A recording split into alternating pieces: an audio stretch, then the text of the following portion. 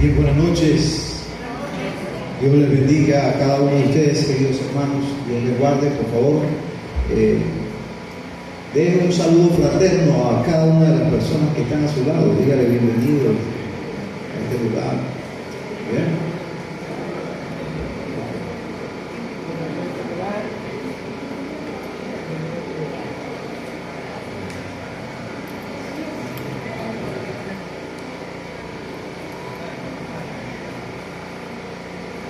Y vamos antes de iniciar, vamos a orar.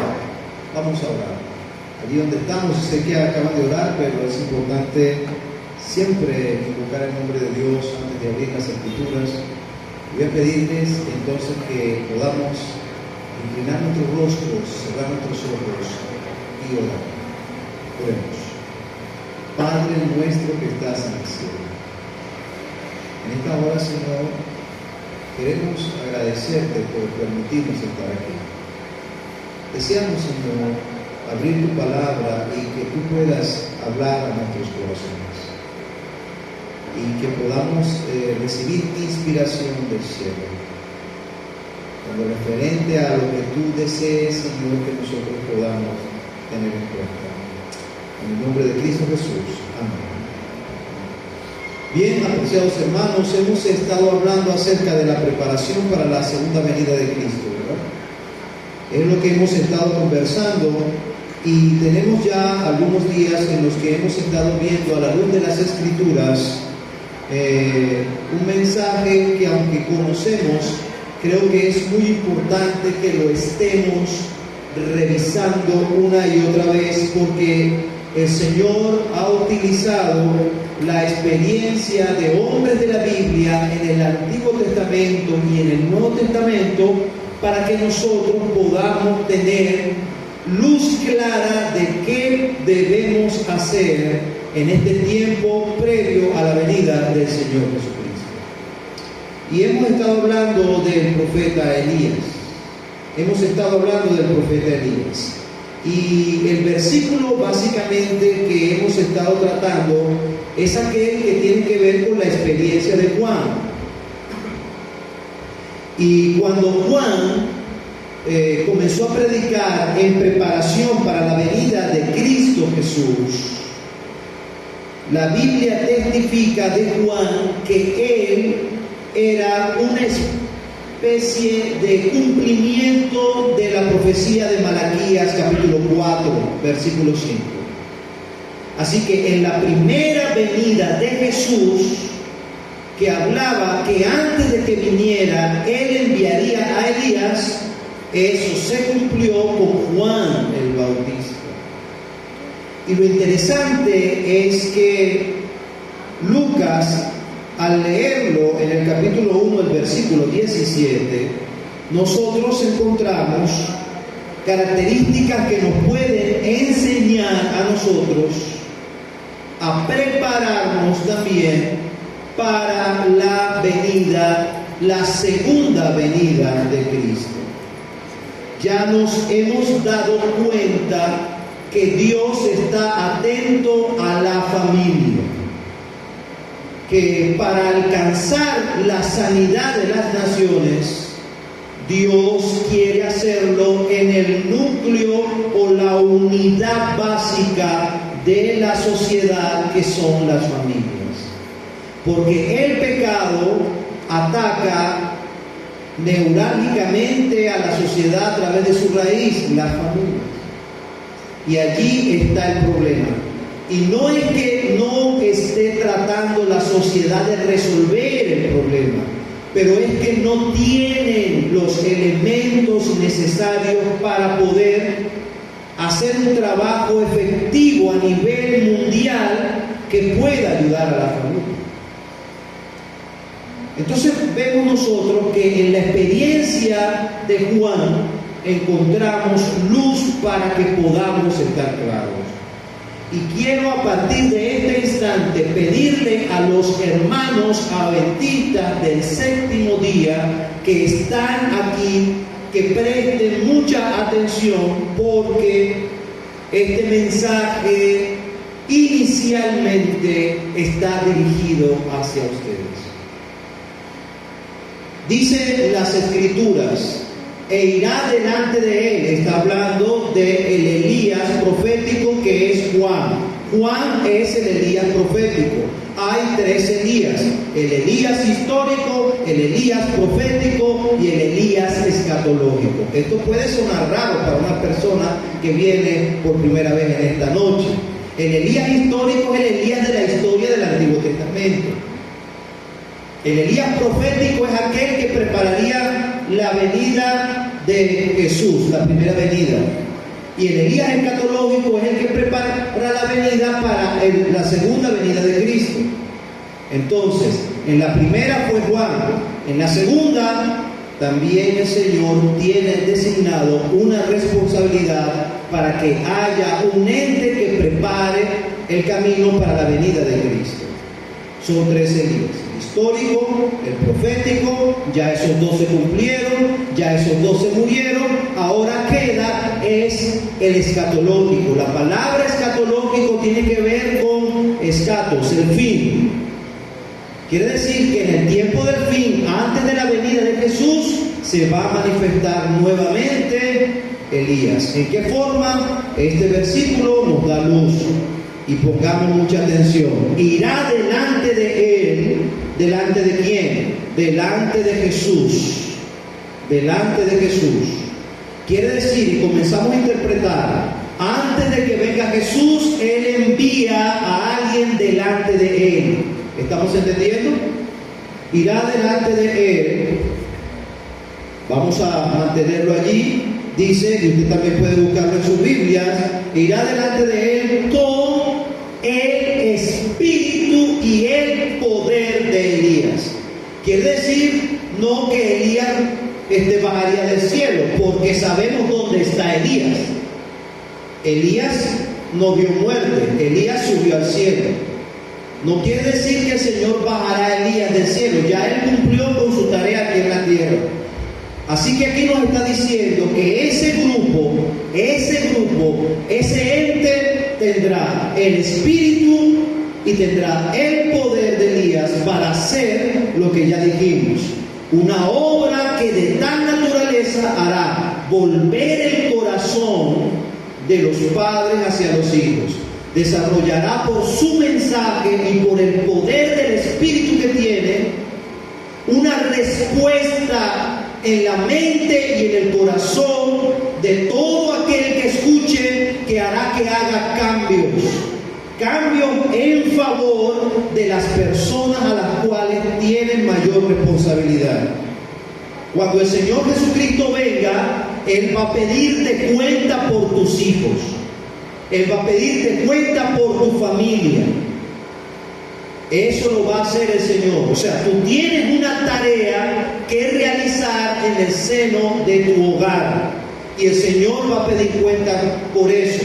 Lo bueno es que hay un recurso: el espíritu de Elías y el poder que tuvo Elías.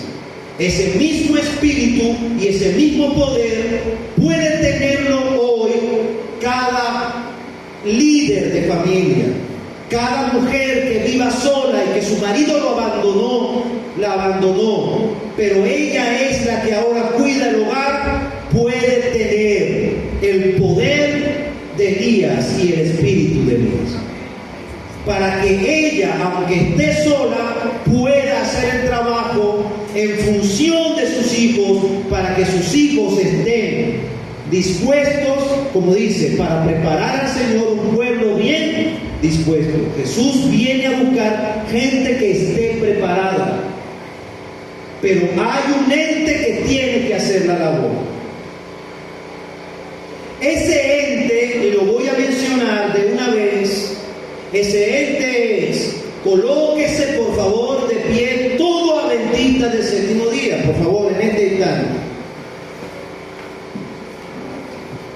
Mire a su lado al adventista que tiene a su lado. Mírelo cara a cara. Esa persona que está allí es el Elías escatológico. Esa persona es la que debe tener el espíritu y el poder de Elías. Quiere decir que no es el Espíritu Santo solo lo que lo va a hacer. Es el Espíritu Santo en grupos de personas que le han recibido y que harán una tarea específica que hará que ayude a la sociedad a prepararse para la venida de Cristo. Hermano, tú eres el Elías escatológico. Ahora díselo al hermano que tienes al lado. Díselo con toda la seriedad que esto amerita. Tú eres el Elías.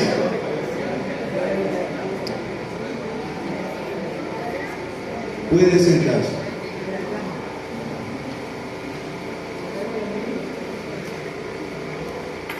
Quiere decir que Dios espera tener en Nirgua, atención, Dios espera tener en Nirgua la parte final. ¿Qué dice la parte final del versículo? Un pueblo bien dispuesto. Dios espera que en Nirgua haya un pueblo bien dispuesto. ¿Quiénes tienen que trabajar para eso? Son las personas que se levantaron y están aquí sentadas. La pregunta es, ¿tienes tú el espíritu de Elías? ¿Tienes el poder de Elías? Si tienes el espíritu de Elías y si tienes el poder de Elías, las familias deben estar en Nirgua, estar recibiendo lo que necesitan. Si las familias no están recibiendo lo que necesitan, no es porque Dios no pueda dar el Espíritu Santo. Es porque hay gente que no está haciendo el trabajo. Eres tú el responsable. Y quiero que entiendas esto. En esta noche queda claro delante de los ojos de Dios que esto se te está diciendo a ti aquí. Si tú no estás influenciando con el Espíritu de Dios y con la obra poderosa de tu influencia a personas para que estén dispuestas para recibir a Jesús, tú tendrás que dar cuenta delante de Dios por eso. Esta iglesia es muy bonita, pero esta iglesia, si no trabaja con una visión clara de que debe entrar a cada hogar que está en este pueblo para poder decirle el mensaje de Dios, esta iglesia ha perdido el enfoque.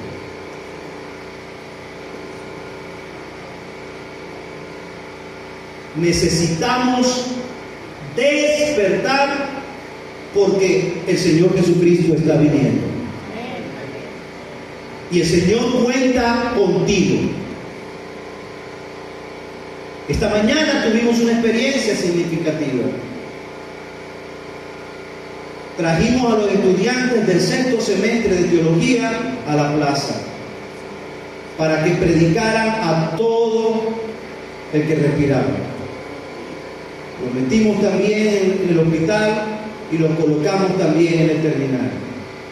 Y les dijimos, allí en el terminal hay gente sentada en el autobús, métanse en el autobús y prediquen en el autobús. Métanse en la cola y irrumpan la cola. Hay gente hablando en la plaza, interrumpan a esas personas y háblenle de Cristo Jesús. Y me llamó la atención de que no estamos acostumbrados a eso. Así que cuando nos acercamos a la gente, nos acercamos con temor. Y un temor mezclado con vergüenza, con pena. Nos vamos acercando a la gente y nos vamos acercando chiquitico, casi. Y me llamó la atención porque uno de nuestros estudiantes fue así. Yo le dije, allá hay una persona, acérquese allí y háblele de mí. Y entonces él vino y se sentó al lado de él. Buenas, ¿cómo estás? Entonces, tuve que hacer algo. Yo le dije, ven para acá. Después que habló, que dijo, creo que un minuto fue mucho. Le dije, ven acá. ¿Están viendo esos dos señores? Vamos a hablar de esos señores. Y me acerqué. Buenos días, ¿cómo están ustedes? Quisiera hacerles una pregunta. Estamos haciendo una encuesta aquí con la gente que está en la plaza. ¿Qué piensan ustedes de cómo está la cosa aquí en nuestro país? ¿Qué piensan ustedes? Díganme. ¿Está buena? ¿Está mejor? Y eso fue como que le toqué un botón a un viejito. Y el viejito comenzó a hablar y a decir, esto está muy mal, yo casi me muero. Y contó un testimonio de cómo una persona cristiana le oró en el hospital y el Señor, y él considera que el Señor respondió esa oración y le salvó la vida. Y yo le iba diciendo, amén, qué bueno. ¿Cómo te llamas, Emmanuel? ¿Y tú cómo te llamas? Me acuerdo el nombre del otro, tenía un nombre bien peculiar. Y vamos entonces a orar y oramos. Y cuando salimos de allí, ya el estudiante tenía otra manera de ver el asunto. Y dije, lo que acabamos de hacer, hágame el favor. Ve todo ese poco de gente sentada, vaya a cada persona. Irrumpa con autoridad, pero con gozo, con alegría, porque nosotros tenemos un mensaje que dar y hay que darlo intencionalmente, con poder, con autoridad, con pasión, porque Cristo está viniendo. Y después que me fui con otro también temeroso, venga, lo vamos a hacer así. Y había un señor abriendo la plaza y les dije, quiero hablar con ustedes, ¿cómo están? ¿Qué me dicen de cómo está la situación en el mundo? Y resulta que el Señor, ese fue otro que le tocamos un botón, y resulta que ese Señor comenzó a predicar con un gozo, con una alegría. Y yo le dije, bueno, nosotros vinimos a predicarte y tú terminaste predicándonos a nosotros. Nos abrazamos, oramos, y cuando terminamos de predicar en las camionetas, en el hospital, en todos esos lugares, yo le pregunté, yo no sé si ustedes sienten lo mismo, pero yo quisiera hacer esto todo el día. Ustedes también. Y uno me decía, pastor, cuando yo comencé, yo estaba aburrido. Yo decía, ¿por qué tengo que hacer esto? Pero una vez que comencé a predicar y vi la respuesta, quería seguir y seguir predicando. ¿Están entendiendo, hermanos, lo que quiero decir en esta hora? ¿Por qué tenemos la iglesia como la tenemos? Porque no estamos asumiendo lo que debemos asumir en el nombre de Cristo Jesús. Nosotros somos el Elías. Y yo conmino a esta iglesia a que se levante y que asuma su responsabilidad en el nombre de Cristo Jesús.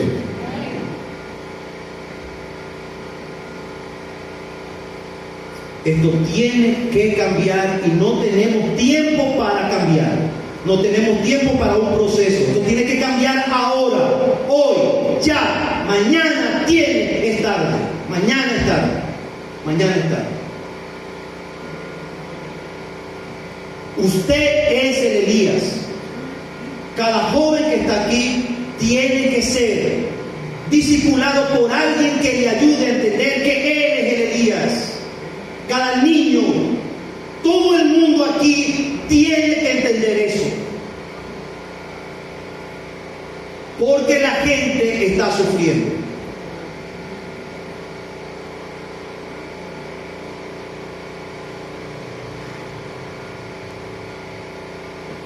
El día de ayer en el centro de influencia una persona llegó con una desesperación horrenda mientras que yo estaba dando a la masoterapista, le estaba dando una visión de qué es lo que tiene que hacer un masoterapista en un curso del cual hacemos nosotros. Usted tiene que servir, y usted cuando esté dando el masaje, usted está también predicando, usted está haciendo una bendición, una luz para esa persona. Hay muchos masoterapeutas en el mundo, pero usted es diferente, porque usted pertenece a un centro de influencia donde sanamos no solamente físicamente, sino también espiritualmente. Porque hay gente que quisiera quitarse la vida, y probablemente lo último que haga es ir a un centro para que le den un masaje, sin saber que usted será la bendición de Dios para ella. Mientras que yo estaba diciendo eso, había entrado una mujer desesperada, angustiada, con una depresión crónica, con dolor, por una crisis familiar extraordinaria. Y cuando yo dejé de hablar con la masoterapeuta, digo, yo creo que llegué al lugar adecuado. Yo creo que llegué al lugar adecuado. Porque yo misma he sentido, le he dicho a Dios, ¿por qué si sufro tanto, por qué mejor no me muero? Todo eso pasó el día de ayer. Gente que está sonriendo. Y esa persona estuvo con nosotros anoche.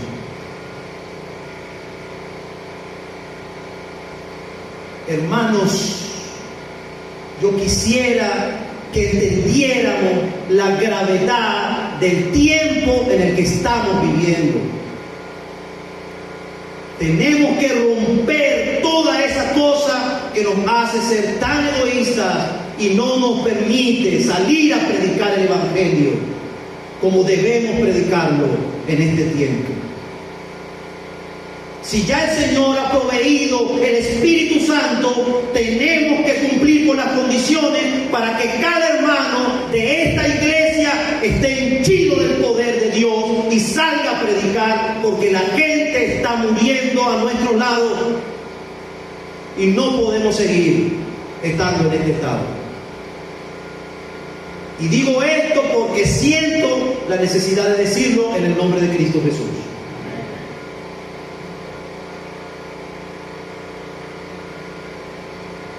¿Entendemos entonces, hermanos, lo que Dios quiere que hagamos?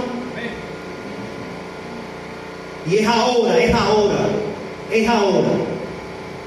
Es ahora, es urgente, es ahora. Ayer me convencí más de la necesidad que tenemos como iglesia de organizarnos para atender a la familia. Y yo espero en los próximos meses que Dios pueda derramar su bendición sobre este distrito, de tal manera que veamos la gloria de Dios.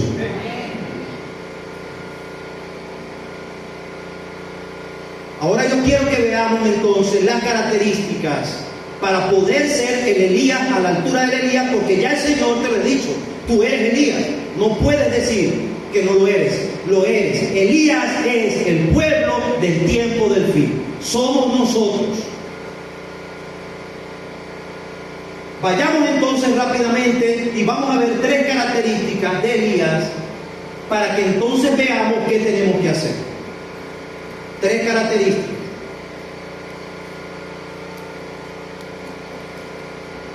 Vamos a las escrituras rápidamente.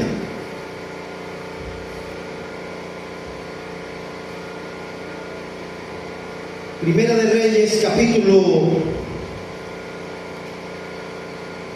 17. Solo 3 características. Hay muchas cosas que quisiera decir, pero quiero puntualizarlas en 3 puntos.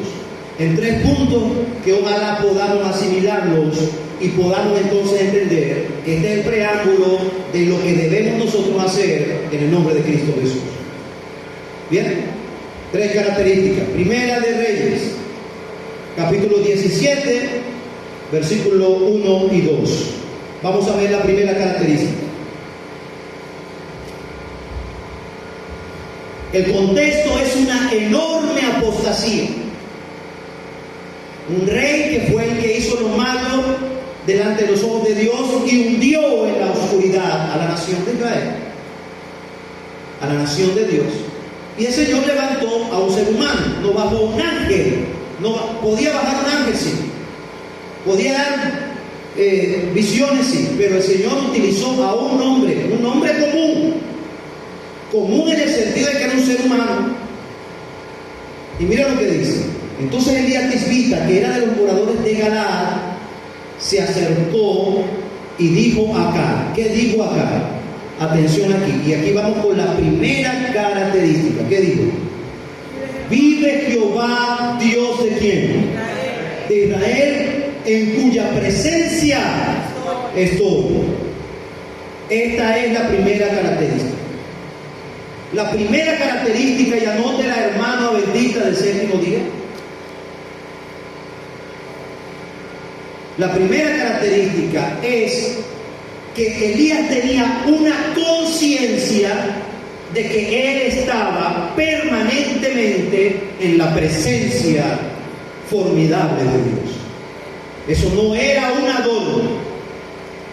Cuando él se presentó delante de acá, el valor, la fuerza, la autoridad para poder contrarrestar una fuerza demoníaca que estaba detrás de acá, fue que dijo: vive Jehová, en cuya presencia estoy en la presencia de Dios.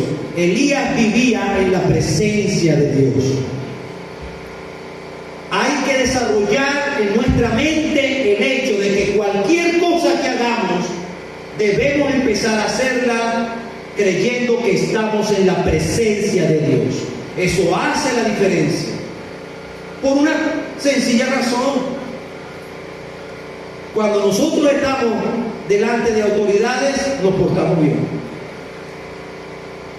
Eso ya psicológicamente se han hecho todos los experimentos posibles. Muchos. Cuando en una fábrica se coloca una cámara, eso hace la diferencia. Ya sobre eso hay experimentos. A veces el jefe de la fábrica coloca la cámara no porque él va a estar pendiente de la gente, sino que es un disuasor. El que está aquí trabajando en la máquina, el jefe me está viendo. El jefe me está viendo. No puedo hacer lo que me da la gana porque el jefe tiene un ojo permanente. Dios, tenemos que hacernos conscientes de que Dios siempre está presente. Vamos a buscar un versículo que nos va a ayudar a entender esto mucho mejor. Rápidamente vamos a las Escrituras. Anoten este versículo, queridos hermanos. 2 Corintios capítulo 3, versículo 18. 2 Corintios capítulo 3, versículo 18. Por favor, anoten. Esto es lo que Dios quiere que nosotros tengamos en cuenta. Por tanto, nosotros todos, ¿cuántos? Todos, mirando a cara descubierta como en un espejo, ¿qué cosa? La gloria del Señor, que debe pasar. Debemos ser transformados de gloria en gloria en la misma imagen como por el Espíritu del Señor. Aquella persona que tiene una conexión con Dios, sabiendo que está siempre presente en mi vida, esa persona logra la transformación de su vida a la imagen del Dios. Ojalá pudiéramos decir nosotros con autoridad: vive Jehová, en cuya presencia estoy. Es lo primero que debemos hacer para poder recibir el espíritu y el poder de Elías. Segunda característica: Elías tuvo que pararse en medio de un pueblo que había cometido una profunda apostasía y que se había ido por los líderes que lo habían metido en esa inmundicia de idolatría, por esta reina que ya Jezabel, que era el diablo en persona. Y entonces él tuvo que hacer una obra de reforma en el monte Carmelo. ¿Recuerdan la historia? Vamos ahora al capítulo 18. Aquí está la segunda característica. No vamos a contar la historia porque no tenemos el tiempo. Había que Dios manifestarse. Escuchen bien. Lo que hace los cambios es la manifestación de Dios. Lo que hace el cambio, ¿qué es? La manifestación de Dios. Si Dios se manifiesta, el cambio sucede. Yo no puedo hacer lo que Dios puede hacer. El anciano no puede hacer lo que Dios puede hacer. El director de jóvenes no puede hacer lo que Dios puede hacer. Ningún directivo de la iglesia puede hacer lo que Dios puede hacer. Lo único que puede hacer es crear condiciones. Y eso fue lo que hizo Elías. Dice, vamos al versículo capítulo 18, el versículo 30. 18:30. Mira lo que dice. Estamos en Primera de Reyes, capítulo 18, versículo 30. Vamos a ver.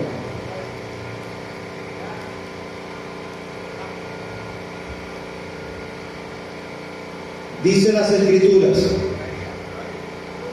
Entonces dijo Elías, ¿a quién? A todo el pueblo, acercaos a mí. Estamos hablando de un líder que lideriza al pueblo y lo hace con un propósito específico.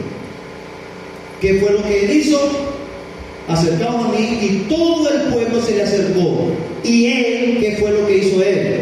Arregló el altar de Jehová que estaba como. Entonces, el trabajo de los líderes de la iglesia es reparar el altar que está arruinado. Eso significa organizar la iglesia para que el Espíritu Santo pueda descender sobre ella. Ese es el trabajo de cada líder. Si los ancianos entienden eso, si eso lo entiende el director de cada departamento, sobre todo los que trabajamos con mentes sensibles, como jóvenes, mi trabajo no es divertir a los jóvenes, mi trabajo no es distraer a nadie, mi trabajo es crear una condición donde el Espíritu Santo se derrame. Porque el que hace la obra, ¿quién es? El Espíritu Santo. Eso ya lo entendimos. Yo fui líder juvenil muchos años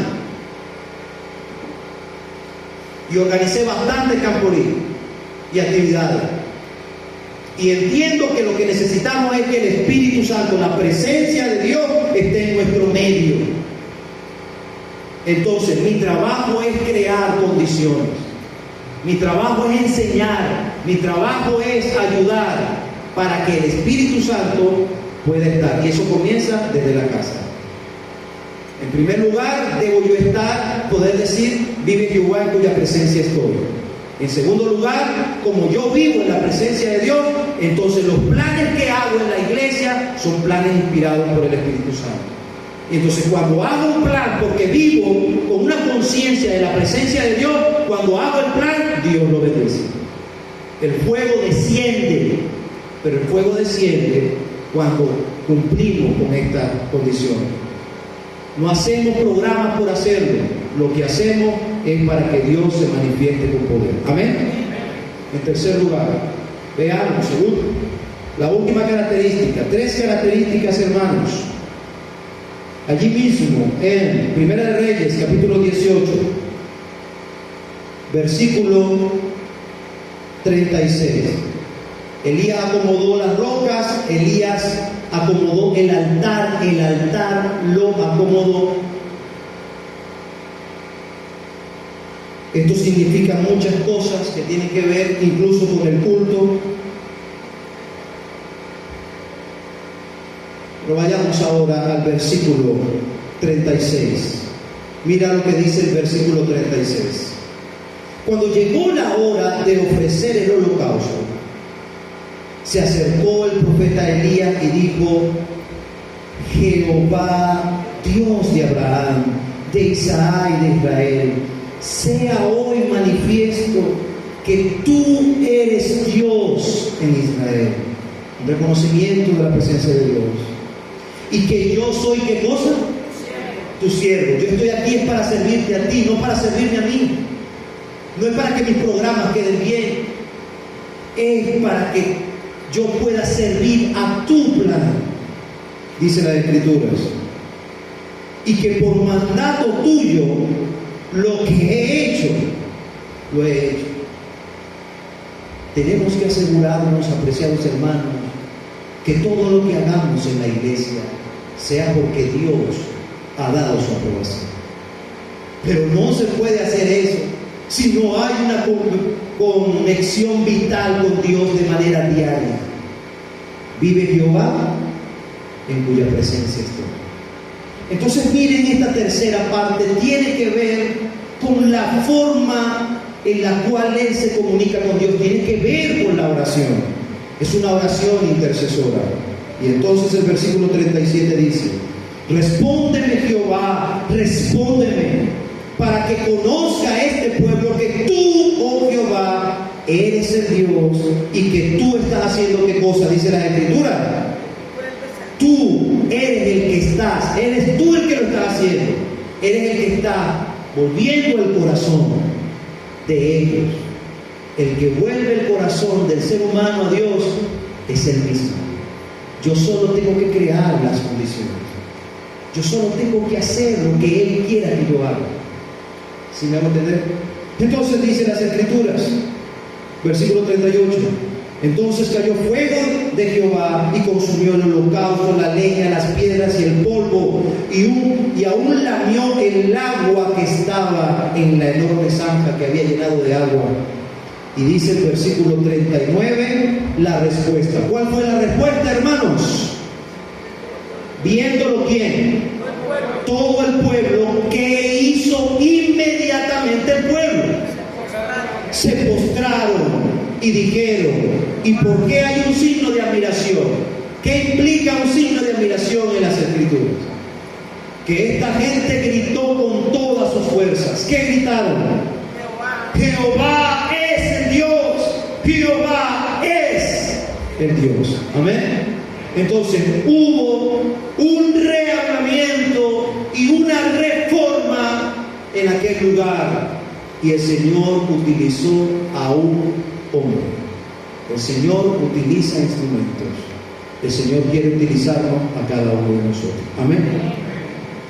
¿Cuáles son esas tres características que me imagino que mañana van a preguntar? ¿Cuál es la primera? ¿Cuál es la primera? Abrir nuestra conciencia y empezar a vivir entendiendo que estamos en la presencia de Dios. Vive Jehová, cuya presencia estoy. ¿Recuerdan el versículo que buscamos en el Nuevo Testamento? Mirando cara a cara como a un espejo, ¿qué pasa? La gloria de Dios, nos vamos entonces transformando de gloria en gloria hasta la misma imagen del Señor. Quiere decir que debo vivir en la presencia de Dios. Uno, ¿cuál es la segunda característica para cumplir con la tarea que nos corresponde? ¿Cuál es? ¿Qué dijimos? ¿Qué fue lo que hizo Elías?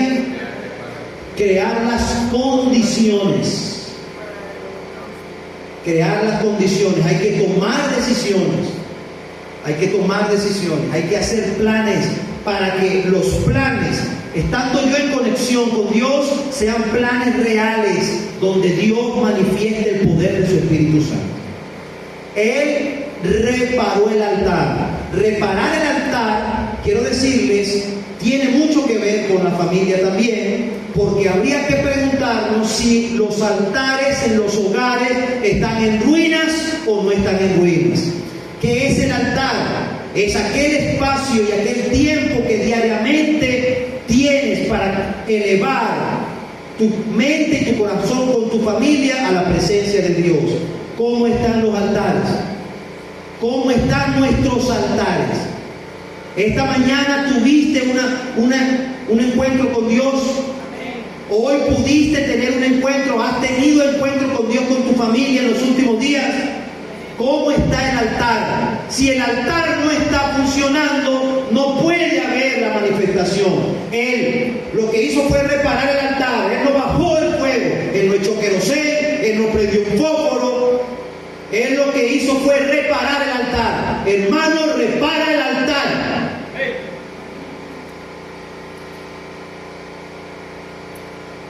Repara el altar, porque necesitamos el fuego del Espíritu Santo. Segundo, crear las condiciones. Tercero, ¿qué dijimos para finalizar? Él entró en una relación de oración intercesora. Tenemos que comenzar a orar a Dios y tenemos que comenzar a orar los unos por los otros. Estas tres cosas crearon las condiciones para que el fuego descendiera y el corazón del pueblo se volvió a Dios. Todo el pueblo vio y se postró, se humilló y se salvó el pueblo. Necesitamos que eso pase en el nombre de Cristo Jesús. Hermanos, en los próximos meses necesitamos hacer un plan de impacto para las familias de Lincoln. Pero todos tenemos que entrar por este carril en el nombre de Cristo Jesús. Esta iglesia debe llenarse de gente que necesita la salvación.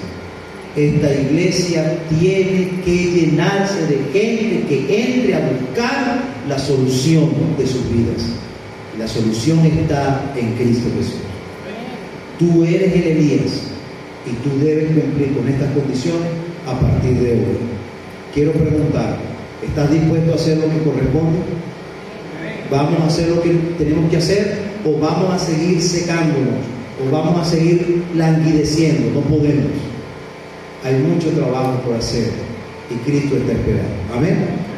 Entonces yo quisiera hacer un llamado en esta hora para que pudiéramos decirle al Señor: Señor, uno, perdónanos por si no hemos hecho lo que debemos estar haciendo.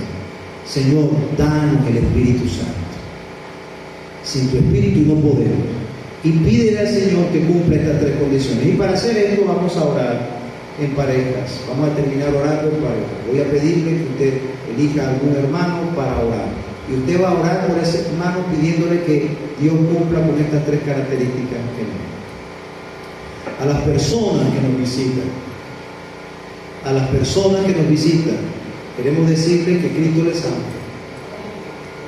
Y Dios desea bendecir tu familia grandemente.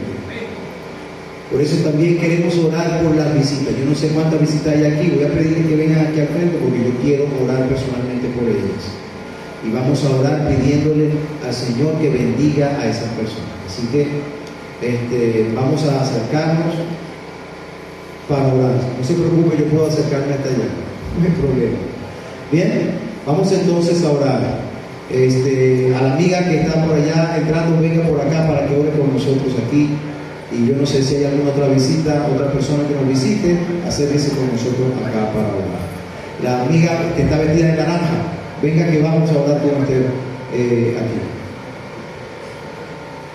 Vamos a orar en grupos y vamos a invitar a las personas que nos visitan a orar con nosotros. Vamos entonces a orar.